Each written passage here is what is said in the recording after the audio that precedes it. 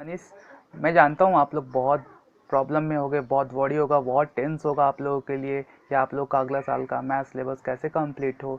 इसलिए मैं अपने मैथ सिलेबस के लिए या इस बार अपने इस यूट्यूब चैनल ई शिक्षा पॉइंट पर आप लोग के लिए कंप्लीट वीडियो ला रहा हूँ, जिससे आपको आने वाले एग्ज़ाम में बहुत हेल्पफुल हो और आप लोग को कोई दिक्कत ना हो। मैं उसी सब्जेक्ट के अनुसार उसी अकॉर्डिंग्स में लाऊंगा जो कि आपके एग्ज़ाम में आने लायक होंगे। इसलिए चलिए आज मैं आईसीएसई 10th स्टैंडर्ड का बैंकिंग चैप्टर करा रहा हूँ। पहले इंट्रोडक्शन दूंगा, फार्मूला बताऊंगा, रिवीजन करूंगा, उसके बाद प्रॉब्लम पे आऊँगा कि हाँ ये एग्जैक्ट कैसे होता है, क्या होगा। आप उसी वे में करोगे अटेंड और आपका ये कंप्लीट हो जाएगा। तो चलिए पहले सेशन में आज बैंकिंग का इंट्रोडक्शन और 2-4 सम्स देखते हैं कि कैसे क्या होते हैं। इंट्रोडक्शन में दिया गया है, a bank is a institution which mainly carries on the business of getting deposit and lending money. इसका मतलब ये है कि बैंकिंग एक ऐसा जगह है जहाँ पर हम वो सारे काम करते हैं जहाँ पर पैसा जमा करना, निकालना, विड्रॉ करना, चेक क्लियरेंस करना, टैक्स पे करना, बहुत सारे ऐसे चीज़ इस एक्स्ट्रा ऐसे थिंग्स होते हैं जो हम लोग बैंकिंग अकाउंट्स करते हैं। तो हम लोग जानते हैं कि हम लोग ऐसे बैंक में जाकर ऐसे ही कोई काम नहीं कर सकते हैं। इसके लिए आपको कोई अकाउंट्स ओपन करने होंगे या कोई बिजनेस के कोई अकाउंट्स होंगे या कोई फिक्स डिपॉजिट अकाउंट होगा। तो इसमें जान लेते हैं पहले कि आखिर कितने तरह के अकाउंट्स होते हैं। अकाउंट्स 4 तरह के होते हैं। पहला आपका सेविंग अकाउंट होता है। दूसरा, सेविंग अकाउंट के अंदर आप लोग इंडिविजुअली हर कोई अकाउंट ओपन कर सकता है। करेंट अकाउंट होता है, वो बिजनेसमैन लोगों के लिए होता है जो अपने थोड़े बहुत छोटे बड़े कोई भी किसी भी तरह के आप अकाउंट खोल सकते हैं अपने कंपनीज के नाम पर। तीसरा होता है फिक्स डिपॉजिट अकाउंट। ये फिक्स टेन्योर और फिक्स अमाउंट के लिए, वन टाइम अमाउंट के लिए होता है। मान लीजिए कि आपके घर में किसी ने 5 लाख रुपए 2 साल के लिए जमा किया, तो उसका इंटरेस्ट आपको 2 साल बाद सम सूद सहित 5 लाख का साथ ऐड करके मिलेगा, जिसे हम लोग फिक्स डिपॉजिट अकाउंट बोलते हैं। रेकरिंग डिपॉजिट अकाउंट बोलने का मतलब ये होता है कि आप कुछ पैसे हर मंथ अपने कुछ टेन्योर्स के हिसाब से, मतलब कुछ टाइम ऑफ इंटरवल के लिए जमा करते हो। उसके बाद आपको कुछ इंटरवल के बाद आपको वो इंटरेस्ट के साथ आपके अमाउंट को ऐड करके देता है। उसे हम लोग बोलते हैं रेकरिंग डिपॉजिट। रेकरिंग डिपॉजिट हर तरह के इंस्टीट्यूशन, बैंक्स या कहीं भी हो सकते हैं, जैसे PNB bank, bank of Baroda, bank of India, state bank of India, Ujjain finance bank, कोई भी हो सकते हैं। जैसे कोई भी इंस्टीट्यूशन जहाँ पर पैसे जमा या निकाले जा सकते हैं या लिए जाते हैं। आइए अब जानते हैं कुछ notes. Recurring is also known as a cumulative deposit account. इसका मतलब ये होता है कि रेकरिंग डिपॉजिट अकाउंट जो है ये एग्ज़ाम में हो सके तो दूसरे लैंग्वेज में मान लीजिए कि पूछ देगा कि find the cumulative deposit account या कम्युलेटिव इंटरेस्ट रेट, कुछ भी। तो ये एग्जैक्टली में या आपको यहाँ पर रेकरिंग के बारे में ही डिस्क्राइब किया जा रहा है कि आपका रेकरिंग का अमाउंट या इंटरेस्ट को फाइंड आउट करना है। दूसरे चलते हैं, यह जो जितने कैलकुलेशन होते हैं वो सिंपल इंटरेस्ट के बेसिस पे होते हैं।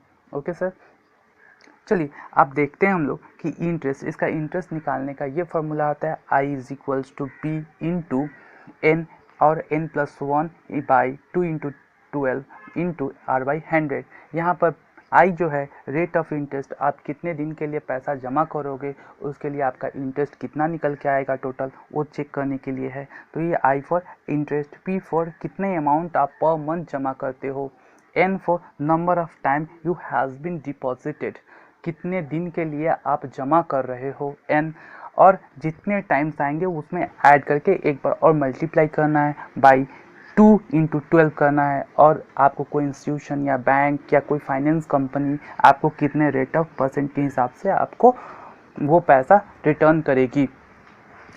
एम का मतलब होता है maturity value. Maturity value find out करने के लिए आप लोग को P into N plus I, P stands for principal होता है कि आप पर मंथ कितने पैसे जमा करते हो, N stands for how many months you have been deposited in the institution of bank like a bank और फाइनेंस कंपनीज, प्लस इंटरेस्ट मतलब आपको कितना उस कंपनी या इंस्टीट्यूशन से आपको कितने पैसे दिए जाएंगे। चलिए सर, तो अब हम लोग आते हैं स्टूडेंट कि हम लोग सम्स को क्लियर करें, कैसे करें। क्लियर करने के लिए आपको स्क्रीन पर अब क्वेश्चन आएंगी, उसको हम लोग रीड करेंगे और ज़रूरत हो तो आपको उसको पॉज करके आप उसे नोट कर सकते हैं, राइट कर सकते हैं, उसके बाद हम सॉल्व करते हैं। क्लिक कर। आपने क्वेश्चन ऑलमोस्ट रीड कर लिए होंगे और देख भी लिए होंगे कि क्वेश्चन में क्या कहना चाहता है, तब भी मैं आप लोग को एक बार क्लियर कर दूं कि ये क्वेश्चन में क्या कहना चाहता है। क्वेश्चन में कहना चाहता है कि अरविंद डिपॉजिटेड 1600 पर मंथ। यह अरविंद जो है वो 16 मंथ पर मंथ जो है 1600 रुपीज़ करके जमा कर रहा है। वो 3 ईयर्स वो क्या कंटिन्यूस जमा करेगा, मतलब वो 3 × 12 मंथ, दैट इज़ 36 मंथ ही has been deposited in the institution.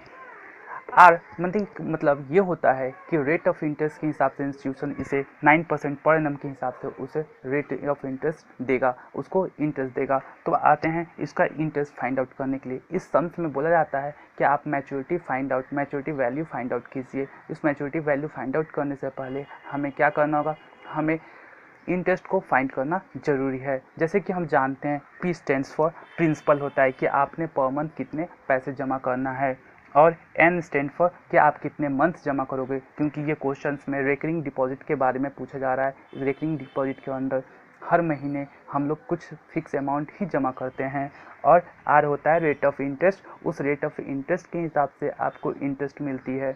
तो चलिए आते हैं, सॉल्व करते हैं हम लोग।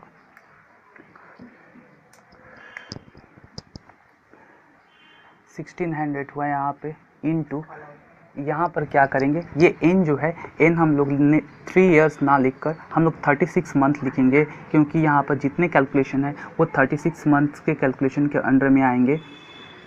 उसके बाद हम लोग 2 × 12 कर देंगे, इनटू r जो है वो 9% है, तो हम लोग 9% लिख देंगे। चलिए तो अब हम लोग इसको पूरी तरह से कैलकुलेशन करते हैं। ये 1600 हो गया इनटू 36 इनटू ये हो गया 37 बाई 2 × 12 इनटू 9/100। ओके, अब हम लोग क्या करते हैं, यहाँ पर हम लोग काटते हैं, यहाँ पर 0 0 कट गया। फिर हम लोग देखते हैं 12 3 जा 36, 2 8 जा 16, और उसके बाद हम लोग मल्टीप्लाई करते हैं। हम लोग बाद में हम लोग को मिलता है क्या, 8 3 जा 24 and 37 × 9, which is almost continuously आप लोग को ये कैलकुलेट करने के बाद ₹70992, मतलब आपको नीचे आपको 7,992 मिल रहे हैं। क्या होता है, 92 रुपीज़ मिल रहे हैं। तो आगे अब इतने तो मुझे इंटरेस्ट पता चल गए कि ये इंटरेस्ट मुझे इस अमाउंट से हम लोग जमा करेंगे तो 3 साल के अंदर कितने रुपए मिलेंगे। इसके लिए हम लोग आगे अब मैच्योरिटी वैल्यू फाइंड आउट करते हैं। हम लोग मैच्योरिटी वैल्यू, हम लोग के अंदर इस चैप्टर्स के अंदर 2 ही फॉर्मूला हैं जो कि आपको लर्न करने होंगे। आप अगर लर्न कर लेते हो तो आपका एक भी सवाल मिस नहीं जाएगा, ये मेरी गारंटी है। चलिए तो इसको मैच्योरिटी वैल्यू फाइंड आउट कैसे करते हैं वो लिख लेते हैं। अब इसको मैं इरेज कर देता हूँ। फिर से मैं एक बार समझा देता हूँ आप लोगों को कि P जो है वो P आप कितने रुपए करके पर मंथ जमा करते हो। N स्टैंड फॉर होता है कि आप कितने मंथ्स के लिए जमा करते हो, नॉट फॉर ईयर, आपको मंथ्स के लिए होता है कि आप कितने मंथ्स जमा करते हो। R होता है कि आपको कोई इंस्टीट्यूशन या बैंक आपको कितने रेट ऑफ इंटरेस्ट के हिसाब से आपको उस पैसे पर इंटरेस्ट देगा।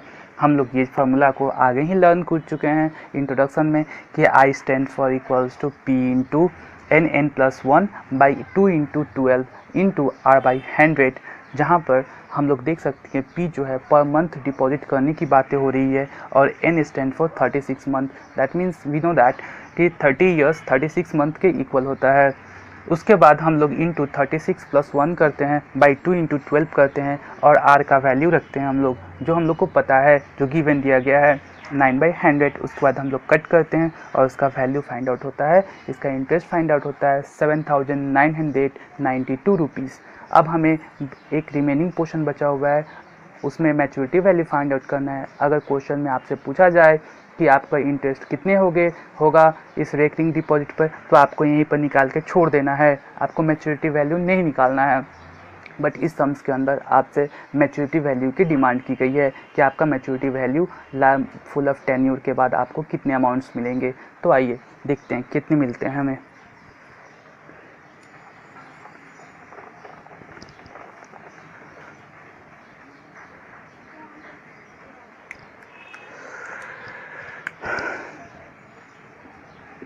MV stands for P into N plus I।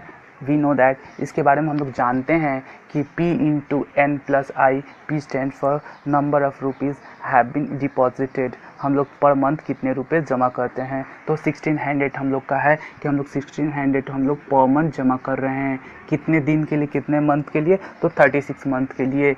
हम लोग को इंटरेस्ट कितने मिलेंगे, तो हम लोग को इंटरेस्ट मिलेंगे 7992 रुपीज़। दैट इज़ यहाँ पर आपको टोटल अमाउंट जो हो रहा है 57,600 प्लस आपको 7,992 जो टोटल हो रहा है आपका 65,592 रुपीज़। ये आपकी मैच्योरिटी वैल्यू है। ये 36 मंथ्स आफ्टर आपको इतने रुपीज़ आपको 9% के रेट पर आपको मिलेंगे। नेक्स्ट हाय फ्रेंड्स, हम लोग सेकेंड क्वेश्चन में आते हैं जिसमें श्वेता जो है वो 350 रुपीज़ करके जमा करती है पर मंथ 12 मंथ के लिए at the rate of 8% per annum के हिसाब से। तो इसमें भी हमें मैच्योरिटी वैल्यू फाइंड आउट करनी है। तो मैच्योरिटी वैल्यू फाइंड आउट करने से पहले हमें पता है कि उसके लिए इंटरेस्ट की ज़रूरत होती है। इंटरेस्ट निकालने के लिए हम लोग फार्मूला आगे ही लर्न कर चुके हैं इंट्रोडक्शन में, तो उसका फार्मूला पहले लिख लेते हैं। ऐसे ही आपको लिखना पड़ेगा हर बार फार्मूला, अगर सवाल आते हैं तो वैसे ही लिख कर आप करेंगे तो आपको फुल मार्क्स कैरी करेंगे। ठीक है, तो हम लोग जानते हैं I stands for P into n+1/2 into 12 into R/100। P जो होता है नंबर ऑफ मंथ्स के लिए कितने रुपए आप जमा करते हो। तो श्वेता यहाँ पर 350 रुपीज़ पर मंथ जमा करते हैं। कितने दिन के लिए, 12 मंथ के लिए। तो हम लोग 12 मंथ यहाँ पर लिखेंगे, n+1 तो 12+1 करेंगे और R जो है 8% पर एनम के हिसाब से है। तो चलिए कैलकुलेशन करते हैं हम लोग।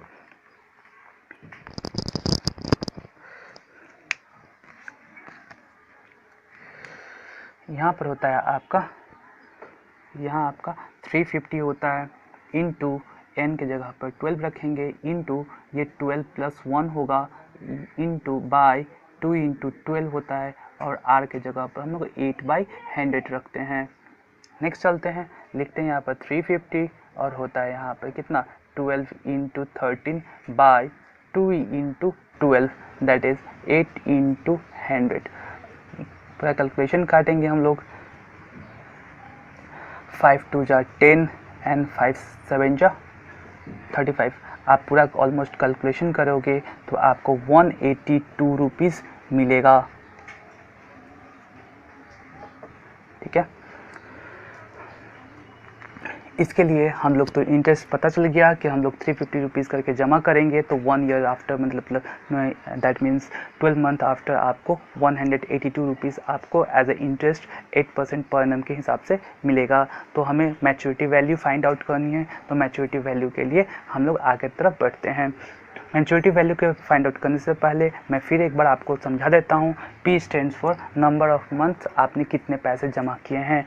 तो यहाँ पर श्वेता जो है 350 रुपीज़ करके पर मंथ जमा कर रही है। तो टोटल नंबर ऑफ मंथ्स जो है वो 12 मंथ है, 1 ईयर के लिए जमा कर रही है at the rate of 8% per annum. हम लोग फार्मूला आगे से लर्न कर चुके हैं, इसलिए हम लोग लिखेंगे we know that I is equals to P into n+1/2 into 12 into R/100। उसके बाद हम लोग नंबर ऑफ कैलकुलेशन रखेंगे, आप काट करेंगे, कट करेंगे तो आपका टोटल कैलकुलेशन आएगा 182 रुपीज़। आगे चलते हैं, इसको आगे कैलकुलेशन को बढ़ाते हैं मैच्योरिटी वैल्यू के लिए। हम लोग जानते हैं कि मैच्योरिटी वैल्यू फाइंड आउट करने के लिए MV लिखते हैं, मैच्योरिटी वैल्यू लिखते हैं, इसके लिए फॉर्मूला होता है P/N+I होता है। तो हम लोग के पास, हम लोग जानते हैं कि हम लोग कितने अमाउंट्स पर मंथ जमा करते हैं। श्वेता कितने अमाउंट करके जमा कर रही है पर मंथ, तो श्वेता यहाँ पर 350 रुपीज़ कर per month, that is 12 month वो जमा कर रही है, और हमें इंटरेस्ट 182 रुपीज़ मिल रहा है, जो मोर ओवर 4200 रुपीज़ के करीबन हो रहा है। जो 182 होगा, टोटल हो जाएगा 3082 रुपीज़। ये आपका मैच्योरिटी वैल्यू है। तो Shweta will get a maturity value is 482 after the 12 month at a rate of 8%। आपका अगला तीसरा क्वेश्चन स्क्रीन पे आ रहा है, उस स्क्रीन को पॉज करें, या इसको पॉज करके राइट कर ले, नोट कर ले, या स्क्रीनशॉट कर ले। उसके बाद हम लोग नेक्स्ट सवाल सॉल्व करते हैं नेक्स्ट स्ट्रेटेजी के साथ।